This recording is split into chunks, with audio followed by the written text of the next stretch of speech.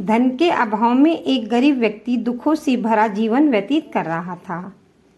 धन के अभाव में वह रोजी रोटी आदि जीवन की मूलभूत आवश्यकताओं की पूर्ति करने में भी असमर्थ था। एक दिन अचानक उसके मन में यह विचार आया कि उसे किसी सिद्ध महात्मा से मिलना चाहिए और उनसे धन पाने का कोई उपाय जानना चाहिए। मन में यही विचार लिए वह व्यक्ति एक महात्मा के पास पहुंचा और बोला, महाराज, मैं धन के अभाव में बहुत दुखी हूँ और कष्ट भोग रहा हूँ। आप ऐसी कृपा करें कि मैं धनी हो जाऊं। महात्मा जी को उस पर दया आ गई और उन्होंने अपने पास रखी हुई एक पारसमणि उसे देते हुए कहा, जाओ इस पारसमणि से जितना चाहो सोना बना लेना। पारसमणि पाकर वह दरिद्र, गरीब और दुखी व्यक्ति बहुत प्रसन्न हुआ और पारसमणि लेकर अपने घर आ गया। उस पारसमणि से उसने बहुत सारा सोना बनाया और सोना पाकर वह धनी हो गया।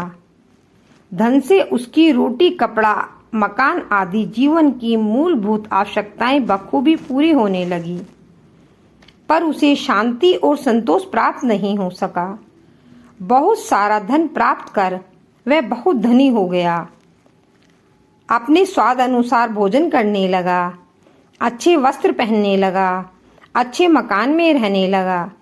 भोग विलास की सारी वस्तुएं उसने धन से खरीद ली और उनका उपयोग करने लगा, पर अभी भी उसके मन में शांति और प्रफुल्लता नहीं थी। क्यों? क्योंकि उसे अमीरी का दुख सताने लगा। वह अमीर से अमीर होने की चिंता में लगा रहा। उसे धन चोरी होने की चिंता सताने लगी। धन को संभालने और अधिक से अधिक धन इकट्ठा करने की चिंता में उसका सुख चैन जाता रहा। एक दिन हार कर वह फिर उसी महात्मा जी के पास गया और बोला, महाराज, आपकी कृपा से मुझे धन की प्राप्ति तो हो गई और मेरी गरीबी भी दूर हो गई। आपने मेरी गरीबी तो दूर कर दी, पर फिर भी मैं सुखी नहीं हो सका। मैं ये नहीं जानता कि गरीबी में नहीं बल्कि अमीरी में भी लोग दुखी होते हैं। मुझे अब अमीरी के दुख ने घेर लिया है। कृपया कर आप मुझे इन दुखों से बचाएं। हे महाराज, मैं आपकी शरण में हूँ। आप मुझे ऐसा सुख दीजिए जो गरीबी और अमीरी में बराबर मिले और जो मृत्यु के समय भी कम न हो। महात्मा जी बोले, ऐसा सुख धन दौलत एवं विषय भोगों से नहीं बल्कि आत्मा से नियस्त्र होता है। ऐसा सुख सत्य चित आनंद स्वरूप ईश्वर से प्राप्त होता है। इंद्रियों से प्राप्त सुख, विषय भोगों से प्राप्त सुख क्षण भंगुर है और उस सुख में सदैव दुख निहित है।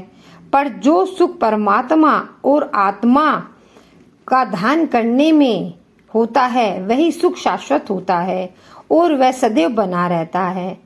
धन, धान्य व भौतिक संस्थाओं से सुख साधन, प्रफुल्लता और अप्रफुल्लता पर स्थिति में व्यक्ति दुखी सुखी रहता है और आनंदित रहता है। यह कहकर परमात्मा जी ने उसे आत्मज्ञान का उपदेश देकर आत्मदर्शन कराया और उसके बाद वह व्यक्ति सदा के लिए आनंदित रहने लगा। वास्तव में उक्त कहानी का सारांश यही है कि सच्चा व शाश्वत सुख आत्मज्ञान में है, आत्मबोध में है। अपार धन वैभव के बीच होते हुए भी जो सुख सिद्धार्थ को प्राप्त नहीं हो सका, वह सुख उसे आत्मबोध होने पर अपने अंदर से ही प्राप्त होने लगा। जो सिद्धार्थ योगी, वृद्ध और मृत व्यक्ति को देखकर भी दुखी हो जाते हैं, वही सिद्धार्थ बुद्धत्व की प्राप्ति के बाद आत्मबोध हो जाने के बाद परम शांति में, परमानंद में निमग्न हो गए और उनका रोम रोम आनंद से प्रज्वलित हो उठा। आत्मबोध पाकर महावीर भी यह नहीं रहे जो वे एक राजकुमार के रूप में थे। वे भी आत्मबोध से नियस्त्र आनंद में मगन हो गए। सूर, तुलसी, मीरा, रैदास, नानक, नामदेव, एकनाथ आदि संत सदैव आत्मबोध से निशस्त्र आनंद में निमग्न रहे। आत्मज्ञान आत्मबोध का परिणाम है। आनंद और परमानंद आत्मज्ञान अथवा आत्मबोध तब होता है जब मैं कौन हूँ, इस प्रश्न का आपको उत्तर मिलता है और अपने अंतर मन में यह अनुभव होता है कि आप देह हैं और यह देह मेरी नहीं है। आप शरीर में हैं पर यह शरीर मेरा नहीं है। आप सत चित आनंद स्वरूप आत्मा के अंश हैं और यही आपका वास्तविक स्वरूप है। इस वास्तविक स्वरूप में आप हमारी सदैव के लिए स्थिति आत्मबोध है और इस स्वरूप स्थिति में ही आनंद है, परमानंद है, परम शांति है, परम विश्रांति है, परम विश्राम है और परम सुख है।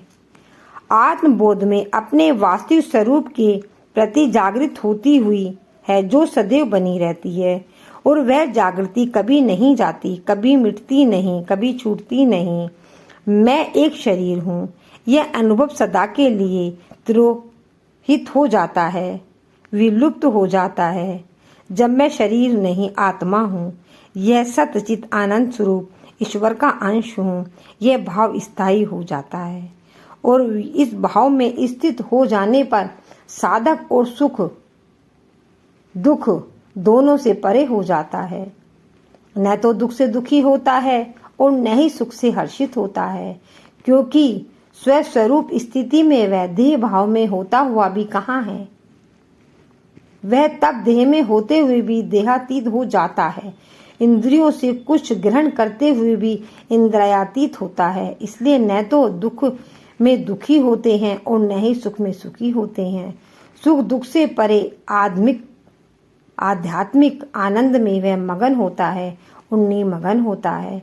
वह संसार में रहते हुए भी संसार में लिप्त नहीं होता, असक्त नहीं होता। वह अनासक्त निर्बलित रहकर कर्तव्य पालन की भावना से रहित होकर हर कार्य को करता है।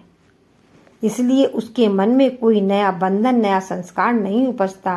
वह पल पल भगवद भूति आनंद भूति में जीता है और अतः जन्म मरण के बंधन को तोड़कर सदैव के लिए मुक्त हो जाता है।